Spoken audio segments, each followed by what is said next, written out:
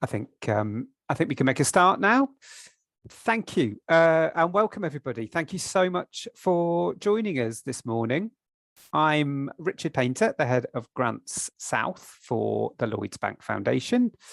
I am also joined today by my wonderful colleagues, Naomi Sampson, who is a grants officer, Neil Shashoua, who is the manager for the North East and Cumbria, and last but not least, Carlos Chavez, who is the manager for Yorkshire and Humber. Today, we're going to be talking through the eligibility guidelines for our Deaf and Disabled People's Organisations programme and give you the opportunity to ask questions about it. At the end of this webinar, you should have hopefully a clear idea of whether or not your charity is eligible to apply. But before we get into the detail of that, joining us today are Lynn and Carleen, our British Sign Language interpreters, and Natalie and Laura, our speech captionists. So that we can make this as easy as possible for them, we will be sticking to a script for the first half of this session. The session is being recorded and will be uploaded on our YouTube platform afterwards, so that anyone who couldn't join today can watch it back later. We are really looking forward to hearing from you, and we are committed to providing a safe environment for everyone. In terms of ground rules, I want to be clear that we will not tolerate discrimination or harassment in any form. Anyone who does engage in such behaviours will be removed from the session. I'm just going to explain how to use the technical features on the webinar. If you want to ask a question, use the Q&A function, which you can find on the lower right-hand side of your screen. And if you want to, there is a button you can use which will anonymise your question. You can submit a question at any time and we will answer as many as we can in the second half of the session. If you would like to increase the size of the image of the presentations, move your mouse and hover it into the middle of the screen and a small bar will appear. Click and drag the bar to the right to increase the size of the slides and drag it to the left if you want to increase the images of the speakers or interpreters. To make sure this session is useful for the most people possible, we won't be answering any questions that are only specific to a single organisation. Instead, please feel free to get in touch with us for a chat when you feel ready to apply. We will provide contact information on the slide at the end. We'll be sharing these slides with everybody after the event as well. If you need accessibility support to apply for the programme or with our one-to-one calls, we will help fund the costs of that support, such as a scribe or BSL interpreter up to a value of £500. In this webinar, once you've got enough information to decide whether or not to apply, please do feel free to drop off the call. Don't feel obliged to hang around for our sake. And if you're struggling with the tech, we have a team of people behind the scenes answering questions and they will be able to help. So that was on the technical side of things. I'm just going to give you a quick run through of the agenda for this morning. Naomi, Neil, Carlos and I will talk for around 40 minutes, followed by a 10-minute break, and then we'll have plenty of time after that for your questions. I'm going to start by giving a brief overview of the programme. Naomi's going to talk through our eligibility criteria. Neil and Carlos will discuss the programme aims and what you need to demonstrate as an organisation to be able to apply.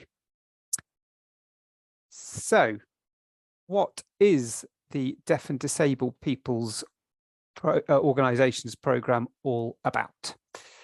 Deaf and disabled people experience high levels of structural and historic exclusion and discrimination. This shows itself through the barriers that deaf and disabled people experience in their daily lives. This might be through accessing healthcare, housing, trying to get somewhere on our transport network, or simply accessing online services. This structural discrimination also feeds a rising poverty, which has only intensified as a result of the current cost of living crisis. Deaf and disabled people are more likely to be on lower incomes than their non-disabled counterparts, incur additional costs related to their impairments, and typically spend a greater share of income on food and energy. Despite this, disabled people are having to fight to access their entitlements from the social security system. Alongside this, in recent years, we've seen more and more organisations led by and serving deaf and disabled people experiencing cuts to their funding and being forced to close.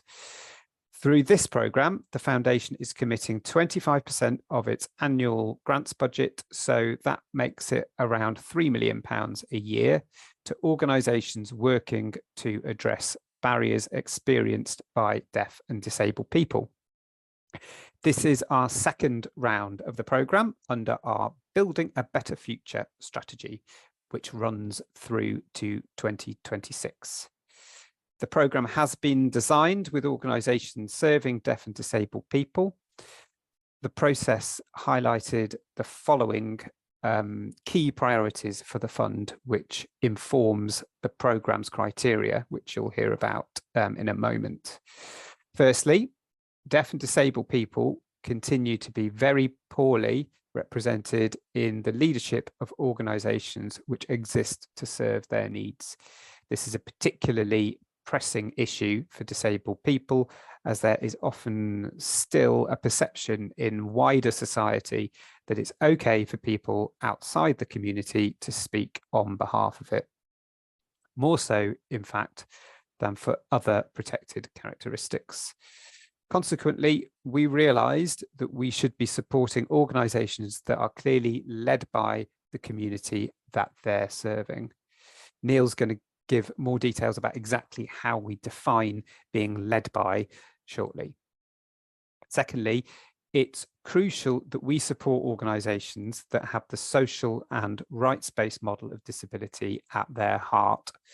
So we're seeking to support organisations that provide support, activities or services directly with deaf and disabled people, which empower them to have more choice and control in their lives and challenge the barriers and injustices that they face. Finally, there was a strong desire from deaf and disabled people's organisations to better reflect the diversity of the communities that they work in and to support disabled people who also face additional barriers such as race, sexual orientation, or gender identity. We believe small and local organisations play a really unique role in providing sustained and targeted support to respond to and challenge the causes of poverty and injustice. Their size and deep understanding of the complex issues people face make them best placed to reach, engage, and support people and make a really big impact. Since the last round of funding, which was last year, we've broadened our understanding and definition of what we mean by small and local organisations beyond charities to now recognise the important role played by community interest companies. The programme offers unrestricted grants of £25,000 a year over 3 years. When we say an unrestricted grant, we mean that there are no strings attached to the funding. You can use it how you see fit, be that through using it on salaries, on rent, or just putting it into your reserves to provide more security for a rainy day. Alongside this, and this is a really central part of the programme. We will provide development support to every funded organisation. This support is guided by you and your needs. We'll work with you to identify what those needs are and then use our network of experts to bring in the right tailored support to meet them. This year, we're looking to fund around 40 organisations, with applications closing at 5 p.m. on Wednesday, the 28th of August this year. We'll communicate the final decision by the 13th of December. As well as this webinar, we will be available to help with any questions you have right up until the deadline. If you're unsure if your organisation meets the programme criteria, please do book in a chat with one of the team. They're very friendly and they can answer any questions and advise you as to whether to apply. We'll share details and instructions on how to do that throughout the course of this session. And those details are also available on our website. So hopefully that gives you an idea of the thinking behind the programme and some of the key things for you to know about that. I'll now ask Naomi to take us through the eligibility criteria in some more detail. So over to you, Naomi. Thank you, Richard. Hello, everyone. I'm Naomi. I'm one of the grants officers at Lloyds Bank Foundation. We carry out the initial assessment of your application, and then we'll contact you after to, check your eligibility criteria and that you meet it and that you meet our programme fit criteria as well. Last year, we received a total of 118 applications, and we funded 42 of these applications. I would like to highlight from the previous round that many organisations took the time to apply, although they weren't eligible. So 15% of the rejected applications did not meet our eligibility criteria, and a total of the ineligible applications, which was 30%, were not a good programme fit. We want to make the application process as accessible as possible, whilst also saving you time from applying if your organisation does not currently meet our criteria. Here are some tips on how to ensure you are eligible to apply before you start your application.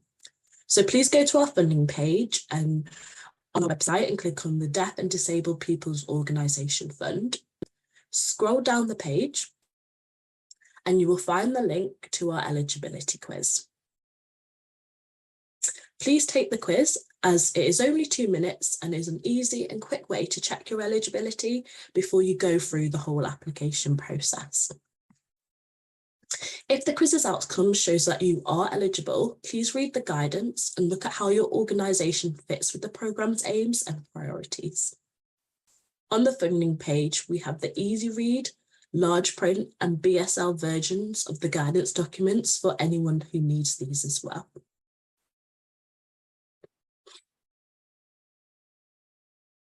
You can also download our example application form to draft your answers before submitting on our online form. So if you'd also like to talk to someone before you submit your application, you can book a call with one of us grants officers to help you assess your eligibility and answer any other questions you might have. After you've read up on the programme, taken the eligibility quiz and submitted your application through the portal, the grants officers will carry out the initial assessment of your application. If your organisation appears to be a good programme fit, we will then arrange a call to discuss the work you do in more detail, as well as information about how your organisation is run to understand more about your organisation's strengths and development priorities. You must be a charity or a community interest company to apply. So now we will go into the separate and shared eligibility criteria for both these organisations. So the eligibility criteria for charities is as the following. You must be registered as a charity or charitable incorporated organisation with the Charity Commission. We'll ask you for your charity registration number at the start of your application. We'll also look for several things on your Charity Commission record. So at least one set of annual accounts showing as received on the Charity Commission website, covering a 12-month operating period. We also want to see that you have a board of at least 3 unrelated trustees in place, with their names appearing on the Charity Commission record as well. Now, for community interest companies, you must be limited by guarantee or limited by shares under Schedule 2 and be registered with Companies House. We will review your articles of association that show you have an asset lock in place and that you have a named organisation that will receive the company's assets on dissolution. If there is an asset lock, but no named organisation before you submit your application, this will need to be put in place before your application can be progressed to full assessment. We also want to see at least one set of annual accounts filed with Companies House that show a track record of frontline delivery. You must have filed your annual report CIC 34 for the last year. Alongside this, we'll ask you to submit your profit and loss account for your last financial year. In addition to this, you must also have at least 3 unrelated directors sitting on your board and who are registered with Companies House. None of your directors should hold more than 50% of the voting rights or have the sole right to remove other directors. Now I will go through the shared criteria, meaning regardless of whether you are a charity or a community interest company, you must also meet the following. Firstly, your organisation must be based and working in England and Wales and have at least a 12-month track record of supporting adults over the age of 18. Secondly, in your published accounts, we must be able to see that your total annual income is between 25,000 and 500,000. In the case of consolidated accounts, this should cover all entities within those accounts. You will also need to have a bank account in the name of your organisation with unrelated signatories. If your application is successful, the grant will be paid into this account, and we'll ask you for these details at a later stage. The majority of people in positions of power, including directors, trustees, the CEO, and senior managers, must not be related nor live at the same address. 51% of your directors or trustees must be from the deaf and disabled community. In addition to this, 50% of your staff must be from the deaf and disabled community. Neil will talk about this a little bit more later. Your organisation must have an up-to-date safeguarding policy, which is embedded and understood across your organisation, as well as a designated safeguarding lead. When you speak to one of our grants officers, we will ask you about this. We'll also require you to hold public liability insurance. Additionally, we'll check to see if you are an independent organisation. This will involve looking at any formal associations you have with other organisations, parent bodies or group structures. We'll check that your trustees or directors have full control over your organisation's work and any conflicts of loyalty or interest. We would want to see a policy in place that reflects and addresses this too. Also, religious activities should not be part of the services delivered unless a charity has been established to support people specifically of that faith. We do not fund organisations that specify that members or volunteers must come from a certain faith background, unless there is a genuine occupational requirement or your organisation is only working with people who share that same faith. And finally, if you currently hold a grant from us, the end date of your grant must be the 28th of August 2025. If you believe you meet our eligibility and programme fit criteria, we look forward to getting to know more about your charity and supporting you the best way we can. Hopefully this has all made sense, but if you have any further questions, please use the Q&A button. Now Neil will go into details of the programme so you know whether the work of your organisation and how it does that work will be a fit for this programme. Thank you, Naomi. I am Neil and I'm one of the Foundation's regional managers. Naomi mentioned the criteria that makes your organisation eligible for this programme. I'm now going to talk about the criteria that makes your organisation a fit for this programme. There are 5 criteria that we will look for in your application to assess whether it fits what this programme has been set up to do. These are that, firstly, your organisation will reflect an inclusive, rights-based social model of disability. Secondly, your organisation will be led by and working for deaf and disabled people. Thirdly, the support activities or services you deliver must be person-centred and supporting people over the long term. Fourthly, your organisation will recognise the importance of equity, diversity and inclusion and take action to address inequities. And finally, that your organisation will understand its organisational development needs. Now, I'm going to focus on 2 of the 5 criteria that we will use to shortlist your application to see if it is a strong fit with the programme. My colleague Carlos will then talk about the remaining 3. We want to be very open and clear with you about how we will assess your application so that you don't waste time applying for this programme if your organisation and its work are unlikely to meet these criteria. So the first criterion is that your organisation will reflect an inclusive, rights-based social model of disability. This approach understands people as being disabled by barriers in society, not by their impairment or difference. To be considered for this fund, your work will be about supporting deaf and disabled people to have more choice and control over their lives and better access to rights, entitlements and opportunities.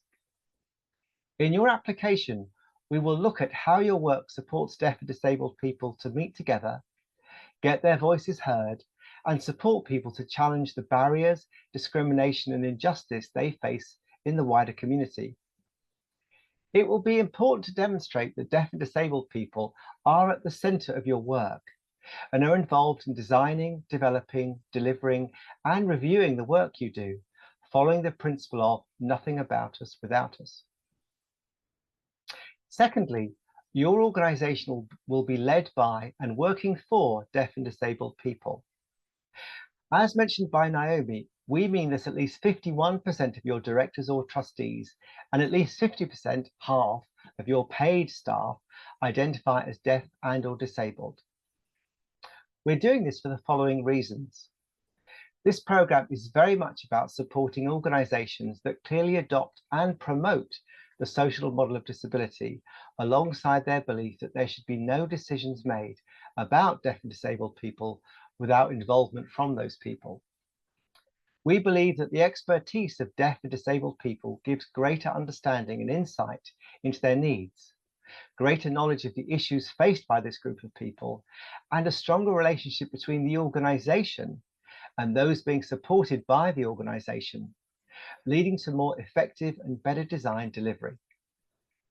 We also believe that deaf and disabled people supporting each other builds resilience, skills, networks of support, participation, and community capacity.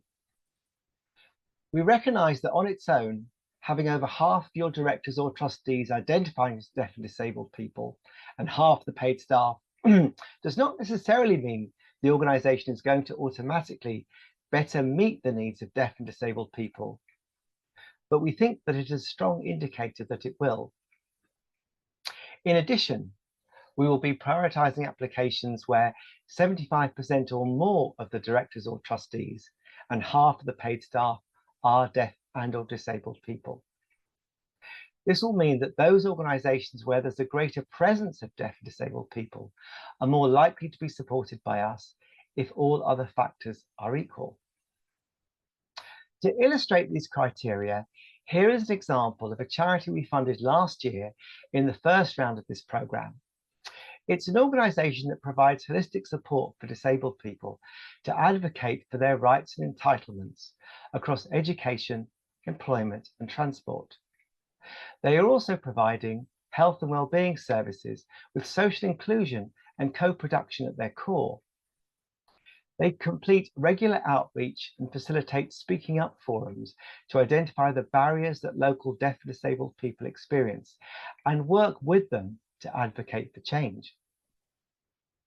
In terms of emphasising the point about promoting the social model of disability, they lobbied to reverse the decision to close staffed railway stations after consulting with their service users about the implications of these proposed changes.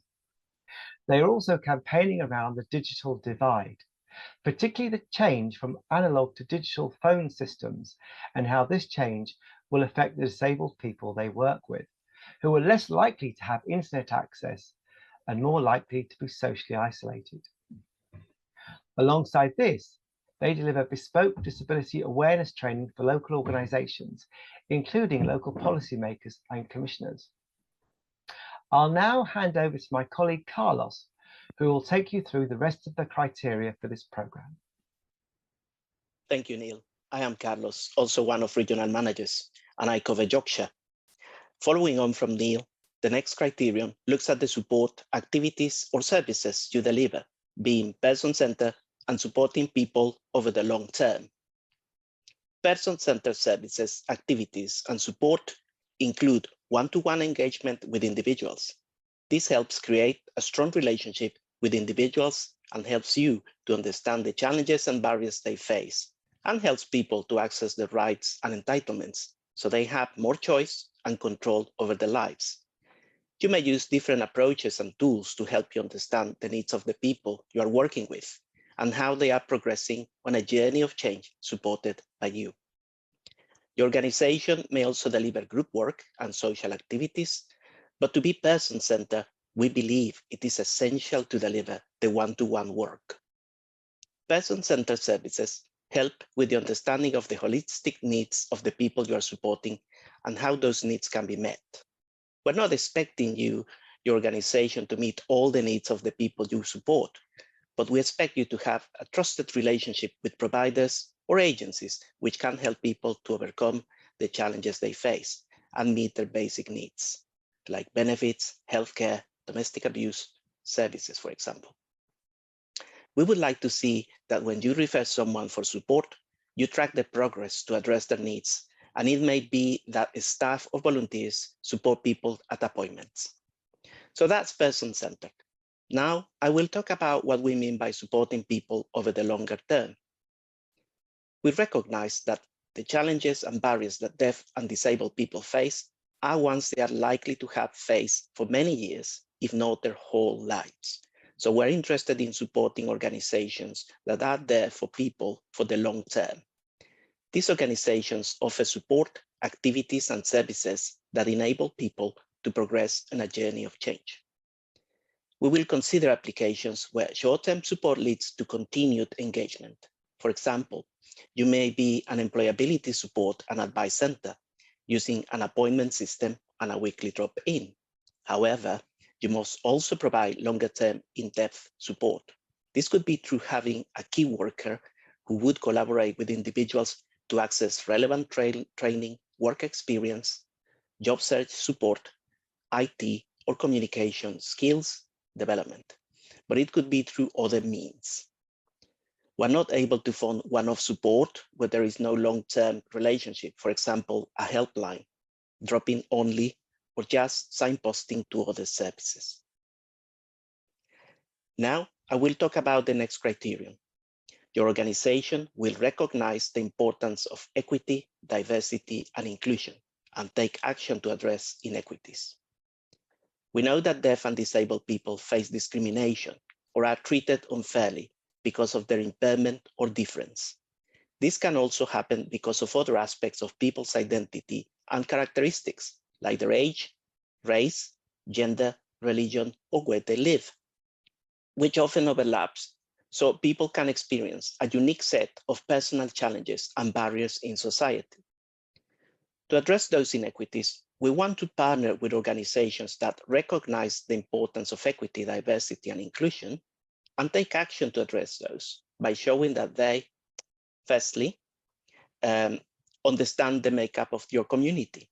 This means your organization knows your community well, including deaf and disabled people, and has an awareness of the general composition of the community. This could include the age groups in your community, the ethnicity levels of income or education, languages spoken, or key challenges and priorities within the community. Secondly, you will recognize people who experience inequity. Your organization needs to know the people or groups in the community treated unfairly or discriminated and the challenges this results in. Thirdly, proactively engage with people to address inequity. This is about how your organization acts on the unfairness or injustice and involves people in the community you support to identify and prioritize these issues. This could be by involving people you work with and people in your community in consultation, co-production, or actively asking them to take part in the design, management, or delivery services you provide to reduce barriers and address unfairness, and includes collaborating with other panel organizations to address inequity. And finally, that your organization is inclusive and makes feel people welcome. We expect your organization to act on the needs of people and tailor your services to remove barriers as much as possible, so anyone that could benefit from your services can access them. This could include having an accessible venue, tailoring your services for any group of people due to their age, gender identity, disability, or ethnicity, having a worker that communicates in British Sign Language, or other. We're not looking for perfection, but want to understand your approach and thinking around ensuring you support people who have faced barriers and inequity. To bring to life the criteria about your organization being person-centered, supporting people of the long term, and your organization recognizing the importance of equity, diversity, and inclusion is a case study example. An organization works with disabled people who are from the lesbian, gay, bisexual, transgender, queer plus community in Yorkshire. The purpose is to improve the lives of the people they support by offering information and advice through their drop-in service, group support, and training. A key service is their one-to-one support through a project worker who teams up with people and talk with them about the individual needs and help people set personal goals and support their journey. The trustees, staff, and volunteers are disabled people from the lesbian, gay, bisexual, transgender, queer plus community and use their experience to guide the project and help to design and run the services. From feedback received, they developed a specialist service for Urdu and Polish speakers, and they also created a quiet space. They co-produced training program with the people they support and delivered this to professional, other organizations, and to the wider community. Now I will talk about the final program criterion. The organization understands its organizational development needs. We want to help charities grow stronger and more resilient so they can thrive beyond the lifetime of the funding. And to do this, successful charity partners of this program will benefit from extra in-kind organization development support in the form of consultancy, access to skill-based volunteering from colleagues of the Lloyds Banking Group, and other practical support. We know through feedback from charity partners that the development support offered is a particularly important aspect of the program, and it adds tremendous value to the unrestricted funding. For this reason, we will focus on charities and community interest companies that can benefit the most from our organizational development support, and not just the unrestricted funding. So, your organization will need to show you understand your development challenges and have an interest and capacity to invest time and effort in addressing those development needs. Examples of development challenges could be that your current board wants to be more strategic or need to work better as a team, or that your strategic plan is ending and you need a new one, or your monitoring and the way you record your work needs to show better your impact. The information you share with us will be the start of a conversation, and we would like to develop a trusted relationship with successful applicants so that we can provide the support that is best suited to what you are looking to address. To do this, we will speak to you or visit your organization a few times per year. To recap, your services must be person-centered and for the long term. Your organization must recognize the importance of equity, diversity, and inclusion, and you need to understand the development needs of your organization. Many thanks. Now back to you, Richard. Thank you, Carlos, and Neil and Naomi as well. Loads and loads of information packed into those slides there, and I really hope that that has been useful to talk through. Just a recap of those key dates, just to make sure they're really clear in your mind. Applications for the programme close at 5 p.m. on Wednesday, the 28th of August.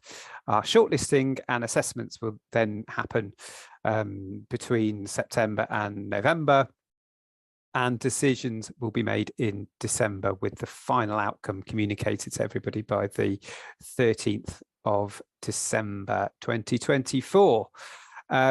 So we can see that we're getting some questions in the chat, and the team behind the scenes have been working hard to answer some of those, but some will also come to the panel shortly. So while we have a quick look at those questions, we're just going to take a short 10-12 minute break, I think we'll go for. So feel free to please do add any questions that you have. Take a comfort break and see us back here at 11:20.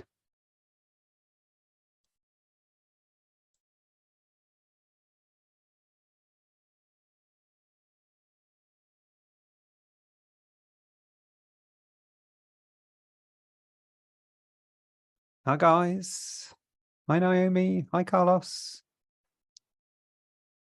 Okay, welcome back everyone. I hope you're feeling suitably rested after a short break. We are going to start having a conversation with the panel now about some of the questions that have come in.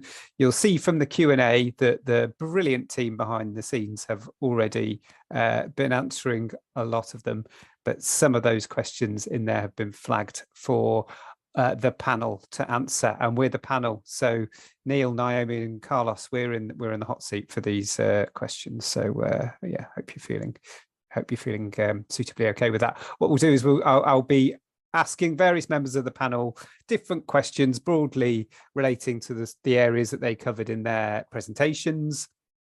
But feel free, guys, to chip in if you've got anything else to add to any of those questions, because you're not limited to those, are you? You know the programme across the board. So yeah, let's answer as many questions as we can in the next 30 to 40 minutes. So I'll kick us off, and there's been a few questions come in about the criterion that Neil was talking about being led by and for, and the 51% of trustees and 50% of staff requirement.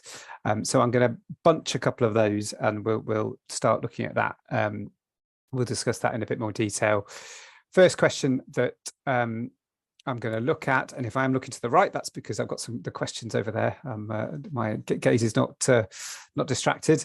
The first question is that we are a learning disability charity, and it's not realistic for 51% of trustees and half of the staff to be from the community.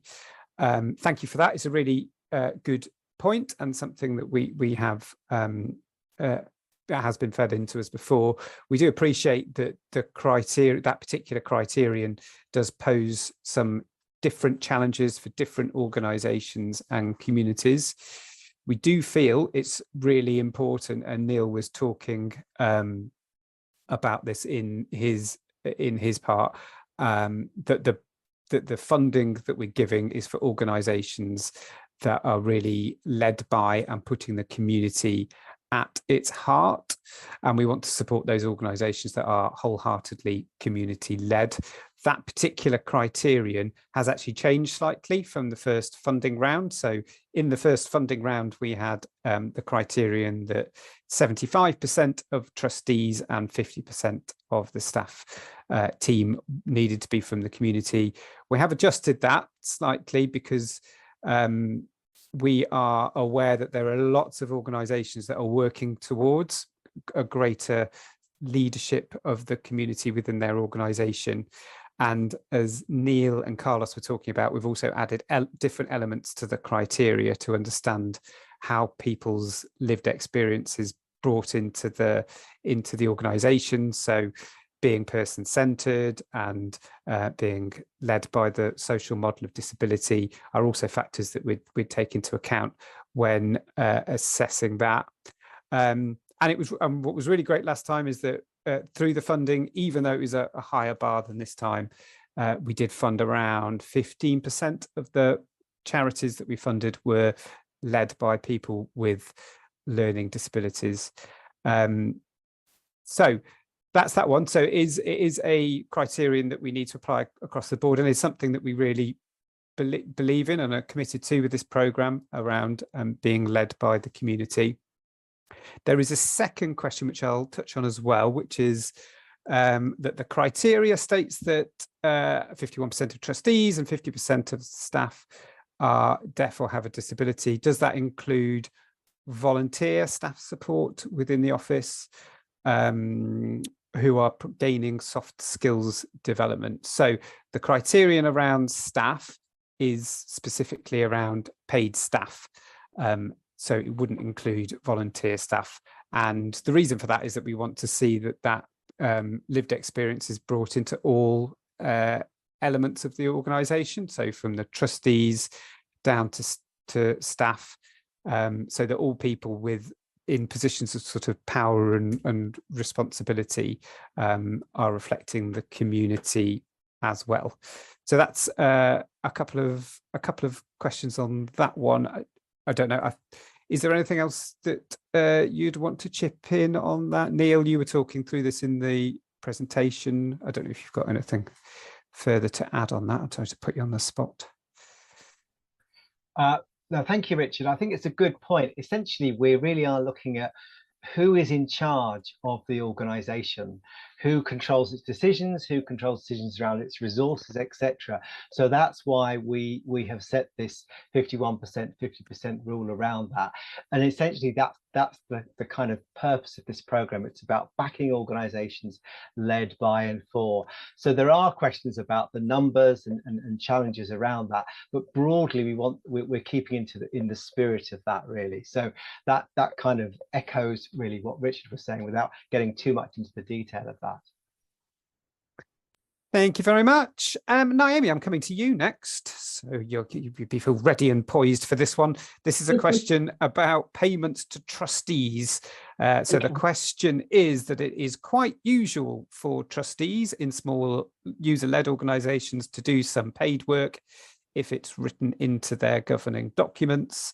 This proved to be a disqualifier from the last round. What is your criteria around payments to trustees? Well, this is an exciting one because this has actually changed. So we are now not automatically disqualifying you if you have paid trustees. So we're going back more into how the Charity Commission set out. So I'll just bring those up to read out to you. So sorry to interrupt, Naomi, your sound quality was quite poor, so I actually missed what your response was then. No worries. Can you hear me now? Yeah. Okay. Brilliant. Yeah. Sorry about that, everyone. So yeah, I just said it's really exciting because. Oh no, you've broken up. You've broken up again a bit, Naomi. Well, we'll try and get your connection sorted, and means that we've got to pick up the question, guys. So it was around payments to trustees, and as Naomi was mentioning, we've actually changed that criterion is the key point on that, because we did get that feedback last time. We do understand that point around there being some instances where payments can be made to trustees. So we are happy for there to be situations where there are payments to trustees. It needs to be basically in line with Charity Commission guidance on payments to trustees. So if it's in governing documents and that there's a written agreement between the charity and the trustee about it, and that it's well managed, I suppose, within the board, that people receiving payments aren't involved in decisions around that area of work. So there is a change around that. So it's part of our assessment now, and you'll notice that it's not on our list of eligibility criteria now about payments to trustees. So that's, I hope Naomi gets to rejoin us in a moment. I think she's trying to re-enter the webinar. In the meantime, Neil, I'm going to ask you a question that's come through, which is, when you talk about deaf and disabled, do participants have to be both deaf and disabled, or is a charity that focuses on disabled individuals acceptable? Good question. Thank you very much, Richard. So your beneficiaries can be deaf and or disabled, but don't need to identify as both. So in the, you'll see we've called the programme capital D, deaf and disabled, and the capital D, deaf, relates to people who are perhaps born deaf, or became deaf before they became acquired language, and are users of British Sign Language, and may not identify as disabled themselves, may feel they're part of a cultural or language minority. So we will absolutely want to include them in this programme. And those people who have got perhaps acquired hearing loss as children or later in life, can be considered to be disabled. So that's why we've used this term, deaf and or disabled. But no, participants don't need to be both deaf and disabled, but can identify as one or both of those.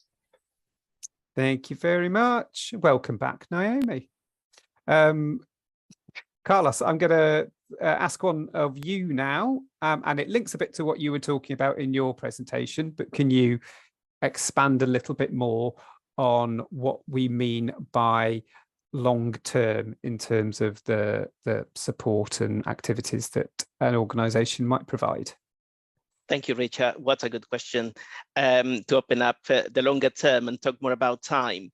Yeah, we do believe it's important that people have access to services that address urgent support they need. But we also believe it's very important that the things that require more time to be addressed, then people have the opportunity to access those in a sort of longer term. For example, someone may receive a letter about their benefits and changes to it, and they may not feel they can address that directly or need support to do that. And they could come to your charity for support, and it could be an easy thing to do for you to do a phone call and then solve their problem. But we believe that if another letter comes, that may happen again. And then, so ideally, it's about providing that support in terms of perhaps the person needs to build a capacity to self-advocate, to say no or to challenge, and to feel empowered by that. And that will take time for the person to feel comfortable to do that. So if they get a few sessions with one of your workers or training, or they make friends with other people you support or get connected, they may feel more empowered about doing that themselves if possible. And that will require a bit more time, a few more sessions, a bit more work. It will depend on individuals. That's why we talk about being person-centered, because everyone will be different.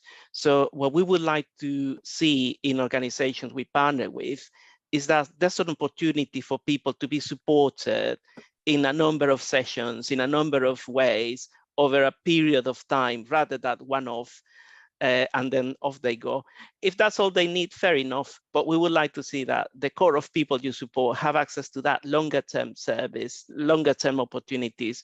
And if you're not able to provide those opportunities yourself, then you have developed a relationship with partners. So you can say, please go there, we know them, we call them, they know you are coming, and they will help you. And come back to us and tell us how it went, and then we'll keep working with you. So obviously, we don't expect you to work with people over a quite long period of time, unless people need to and you're happy to do so. We want to see a journey of change, so people actually, you can see the impact of them improving in the things they are addressing.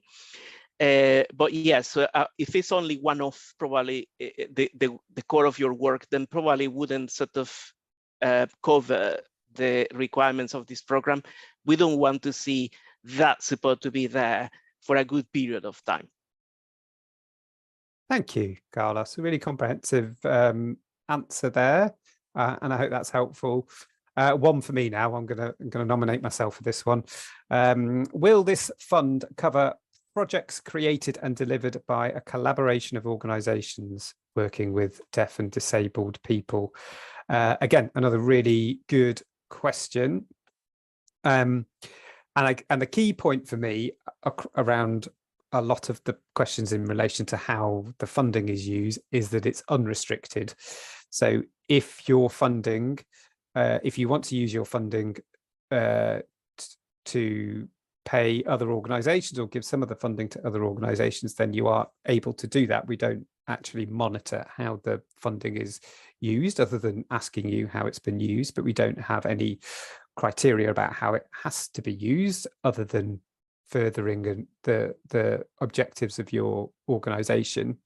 We don't accept collaboration applications though, so when you put your application form in, you would need to have a named organisation on it that is, you know, the organisation that is applying for the money and the organisation that will receive the money. So there's one named applicant and there's one organisation that receives the money. But as I say, if you then choose to use that money to support work that is in partnership with other organisations, then that would be fine. And also to trail that we do have another program that you might be interested in that would open that will be open next year, called Local Collaborations.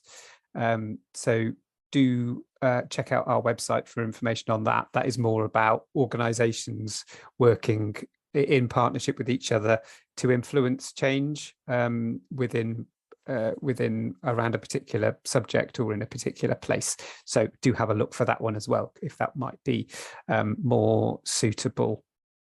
So Naomi, should we test your microphone, see if you're back in the room with us? Give it a go. Oh, there you go. That's sounding fine. Our charity supports elderly and disabled people, but the percentage of disabled people of our total beneficiaries is around 60%. Also, we do not have any deaf or disabled people in our paid team or on our trustee board. Should we apply? Okay, that's a good question. And I'll just go straight into the second half of that. So our rule, our kind of criteria is to apply. You must have at least 51% of the people from the deaf or disabled people's community on your trustee board, and at least 50% of your paid staff must be from the community as well. So that would actually, unfortunately, make you ineligible.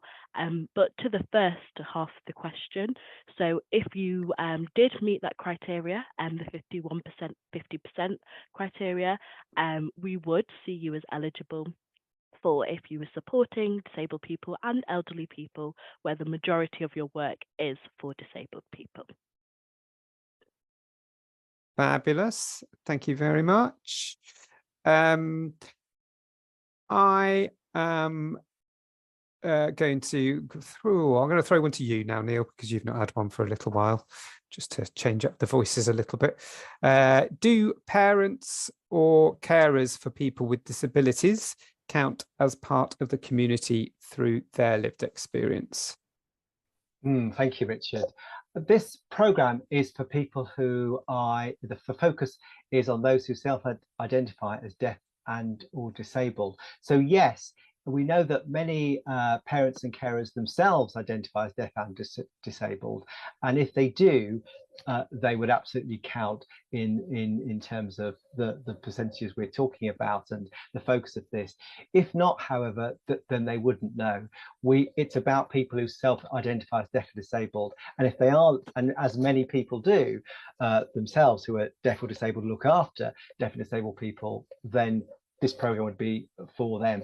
If not, then it wouldn't be, no.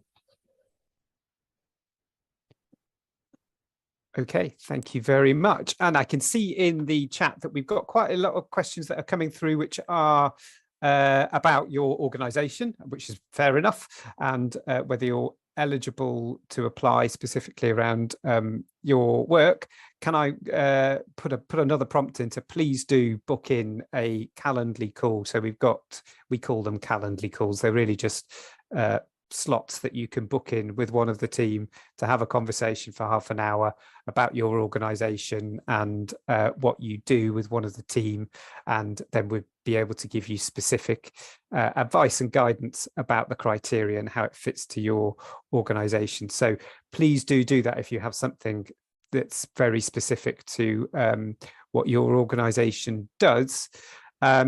I'm going to take one here, which is quite a long one. So bear with me. The question is, Lloyds Foundation is a member of the Funders Collaborative Hub. Yes, we are. As such, you were party to the drawing up of the Diversity, Equity, Inclusion Data Standard. The standard promotes the use of a taxonomy, which is the classification system that identifies categories of disablement ostensibly for capturing data.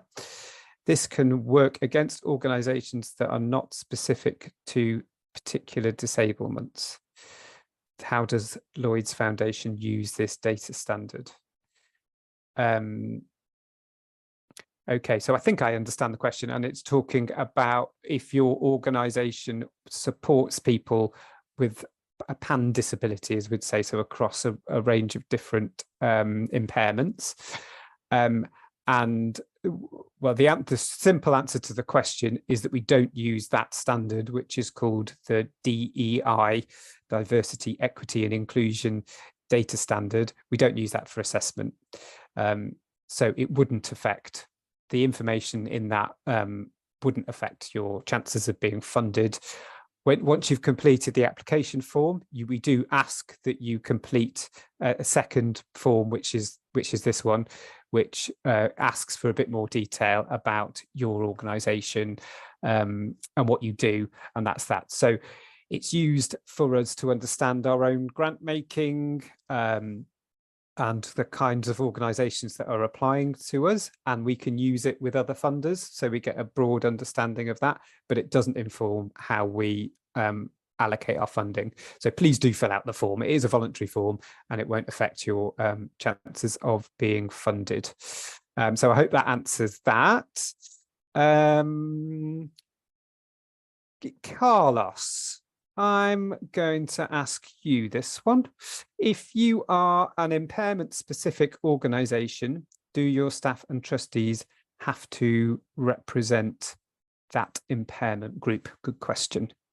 One for you. It is a very good question. So thank you for that question. I'm going to ask Neil. I'm going to ask you to give your views as well at the end. So giving you a bit of heads up as well. I think so. The program is about your organization being led by deaf or disabled people, and then the reason for that is because your experience, your knowledge, your understanding will help.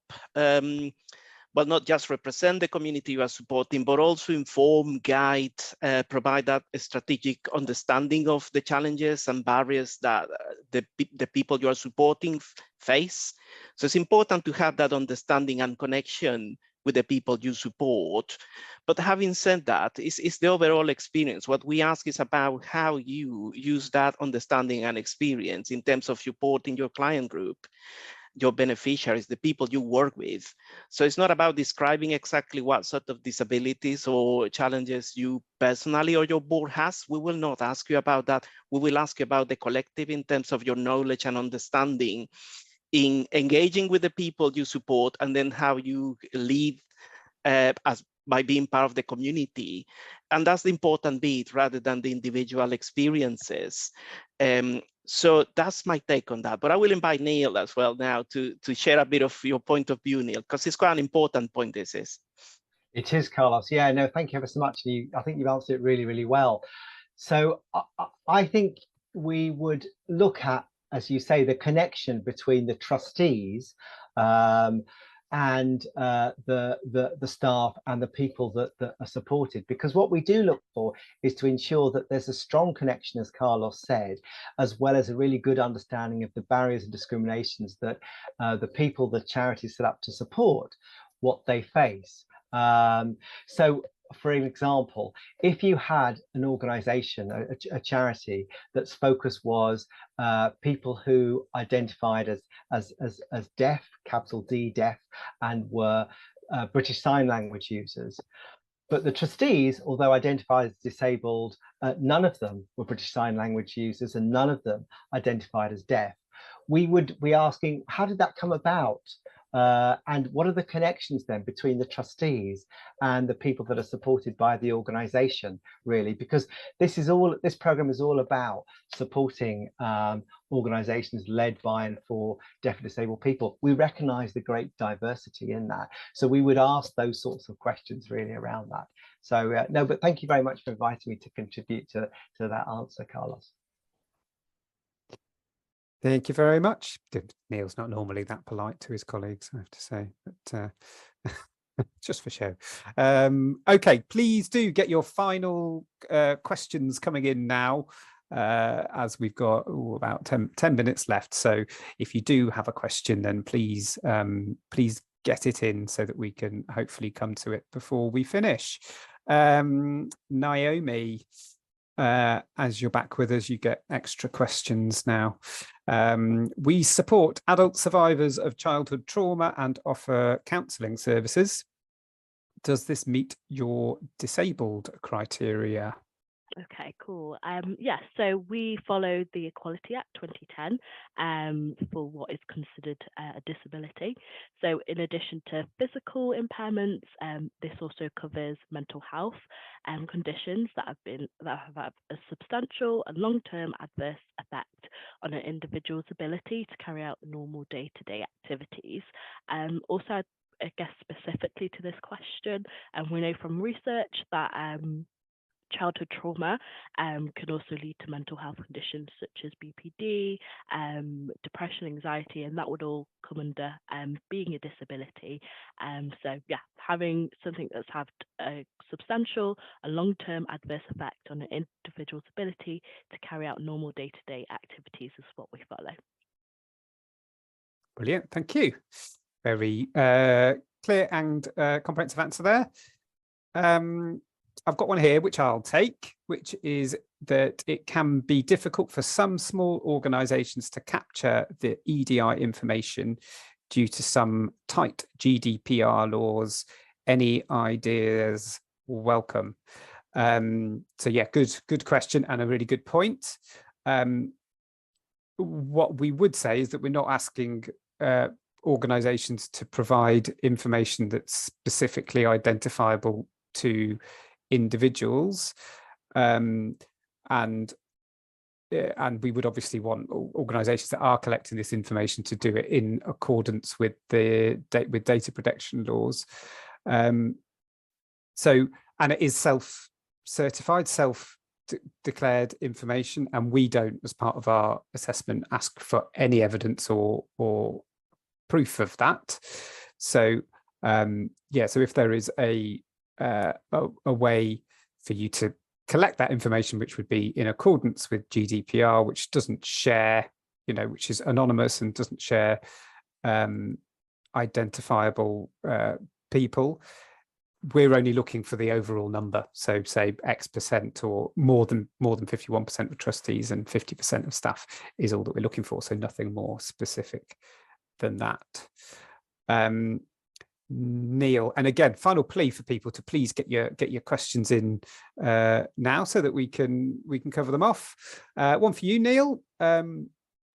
What sort of detail will you require about development needs of an organisation? So do you mind just talking a little bit more about what we're after? Because I mentioned at the start as well about how central that element of it is. It's not all about the funding, and we do sort of understand what, how the questions come in around funding specifically, but a really core part of what we do as a funder is around the development support. So do you mind just talking a little bit more about that?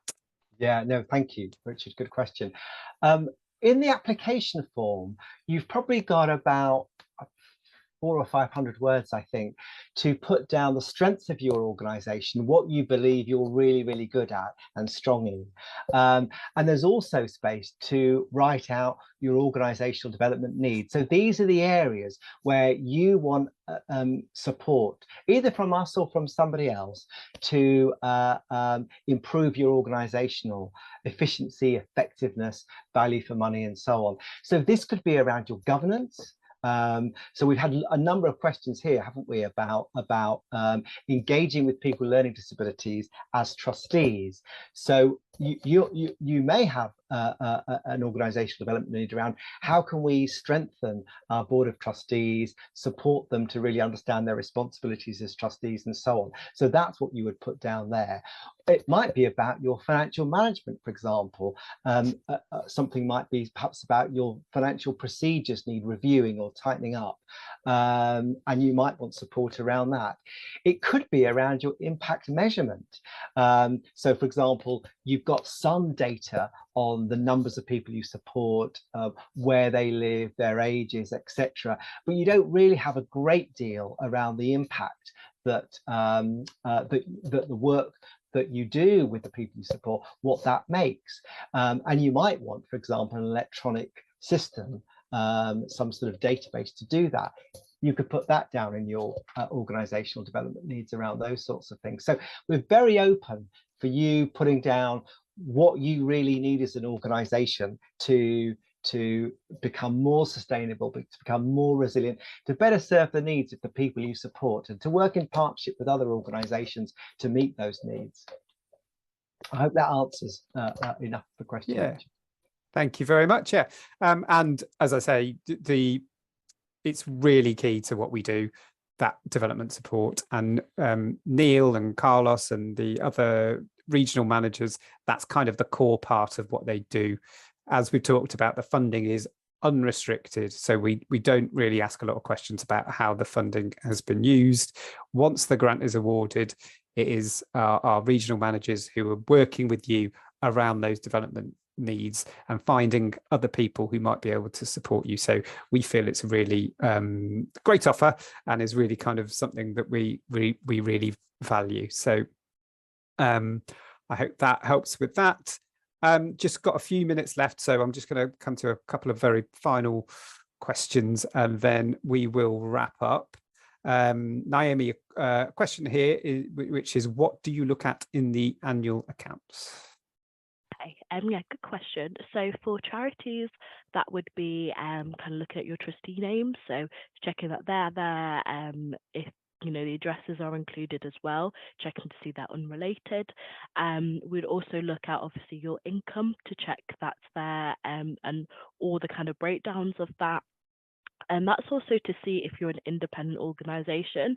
So we'd look to see if there's any kind of money that's going out to a certain organisation you're affiliated with, and we'd ask you questions around that if you pass through to our shortlisting stage. Yeah, I think that's most of the things. We'd look at also your trusteeships, so the remuneration that they receive, and if this is kind of in your governing document as well, that's agreed, and kind of set out in terms of the amount that they're paid and why, is also included in there as well. Brilliant, thank you very much. Probably a final one actually for you, Carlos. Let me pick this out for you. Charity X says that they're claiming for this, that, and the other, which will benefit those in a particular area or council. Do you check with the beneficiaries or groups that there is a relationship, or that they benefit from what the charity is saying is their provision of services?